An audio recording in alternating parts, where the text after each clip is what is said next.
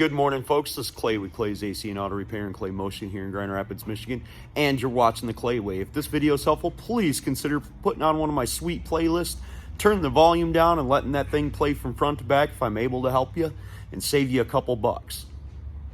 Remember, if anyone else can do it, you can do it too. That I promise you. Don't be the next to them, be the first to you. So here's what we got today. We've got a Chevy Equinox. It's got a 2.4 cylinder engine in it, and it's got an exhaust leak. We're going to show you the exhaust leak. We're going to show you how to fix it inexpensively in your driveway and correctly so it doesn't leak any longer. So we're here underneath the vehicle, and there's several things that could be happening. One, you could have a broken accordion pipe. We don't have that in this situation, but with the clamps that I'm going to use on the exhaust, you could actually cut this out right here, cut this flange out right here with the Sawzall, and replace this part inexpensively. They do sell this at the parts store. This is a catalytic converter. And then this is the component that's given us trouble. It's actually the resonator portion of the exhaust. And I've got this whole piece right here, and we're gonna end up replacing this right here. But back here in the back, we've got our muffler, and these are pretty sturdy and pretty stout. I've actually got the same exact vehicle, except for mine's an all-wheel drive version. And my muffler is, I think there's like a little bit over 200,000 on that thing, and it's got the factory original muffler, so I've never had that problem. In my situation, I had this one bad on my other one, the resonator right here, and you can see where it's blown out right here. Pat, will you go ahead and start this thing up? Oh man, that's pretty bad right there. So go ahead and shut it off. So what ends up happening is this exhaust right here goes right up inside the cabin, and it's literally underneath the back seats. So we want to take this out and replace it, because if you got children and stuff in there, they're breathing this stuff in, and we're coming up on winter, and we can't have all them toxic fumes inside the vehicle all the time. So we had to bite the bullet, and we're going to go ahead and replace this properly. So this is what we have right here. Here's the part number for you folks. And basically, we're going to clamp it together. Originally, the front portion is clamped right here, so we're going to end up cutting this off because it's all rusty and terrible, and we're going to have to get another clamp. I'm not certain if I have enough or not, but worst case scenario, we're going to have to cut that out of there. We might have to heat it up and cut it off. Then we'll go back here, and just like down there, we'll probably make a cut somewhere in here. I got to measure it out yet, find out. More than likely, it won't be on that flat spot, so it's looking like right about here we're going to end up toasting this puppy off. So I'm going to tell you, I have these pliers right here, and they come in super handy. They actually will push that rubber bung right off of there, so we'll go ahead and pull that off of there. Okay, so I'm measuring out about 38 inches in length from the inside of the muffler there, and I measured out about 37.5 inches from in here of the muffler right here to the back of here. Now, the reason I measured 37.5 is because there is a little bit of flexibility in between there, and I'd rather have too much material than too little. Now we're going to go ahead and hold up the exhaust with the bungee cord so we don't break the accordion pipe when we relieve the pressure on the exhaust. Okay, using my Sawzall, I'm going to go ahead and cut through there. But the thing that's going to happen is my blade is going to start to bind. So I'm going to want to put some pressure on the pipe as I cut it so it doesn't do that. And then you'll work it around and cut it off.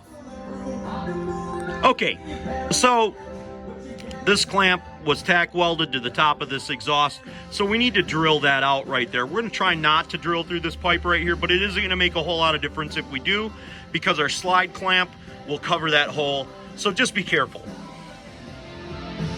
Now the appropriate way to do this is to use like a 1/16 drill bit and drill into the center of it, just like I've done right here. I may not be exactly center. And these are what are called spot weld removers. And I got both of these types of drill bits off of Amazon. I use them very frequently, so they're a value for me. You don't necessarily need to do it that way, but these are the appropriate tools for doing this. And that's what it looks like when the spot weld starts to remove.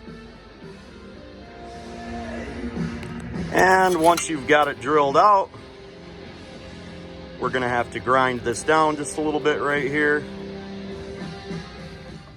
So I'm not a paid spokesman for Torca, but I absolutely love these clamps. I use them quite frequently. They're very inexpensive. They're about $15, but considering that the regular clamps are only about $1, you may think that you want to opt for that. But these are stainless steel clamps and they last forever. So I'm going to use a 2.5 inch here on the inlet portion of the resonator and a 2.25 inch, even though I don't have it sitting right here, on the outlet portion of the pipe. Okay, now we got that ground down, so we're ready to insert the pipe, and we're going to hang it up into the hanger right there. So I will slide my 2.5 inch clamp onto my outlet.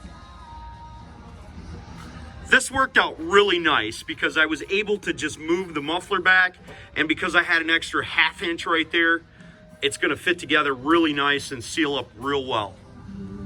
Now, I'm not going to insert my pipe into there any further, and the reason is because if I do that, then my clamp won't seal on both sides. Probably going to end up having to clamp this right about here and butting it up against the resonator / muffler. So we've got our clamps bolted on there, and you can kind of see how they indent and form around the pipe.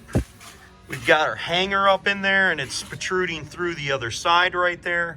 I've got this clamp on here and you can see how it nicely formed to there, and that's why I like to use them. I also clocked it in the 10 o'clock position because it's allowed me to use the impact to put the nuts on and get a wrench on the top of there to tighten it down. Now I may need to tighten it down a little bit more because there shouldn't be that much of a gap there at the top. But it could be that this pipe is just a little bit bigger than this one as well too, because this one was that expandable pipe. Okay, start it up. So we've got it all installed on there. We check around our fittings, make sure we don't have any air that we can feel when it's cold.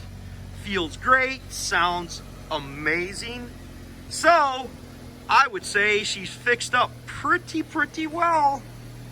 So hopefully you guys enjoyed the video. You'll consider subscribing, but at the very least, turn that volume down and put on one of my sweet playlists if I was able to help you. And remember, if anyone else can do it, you can do it too. Don't be the next to them, be the first to you. God bless and have the best of days.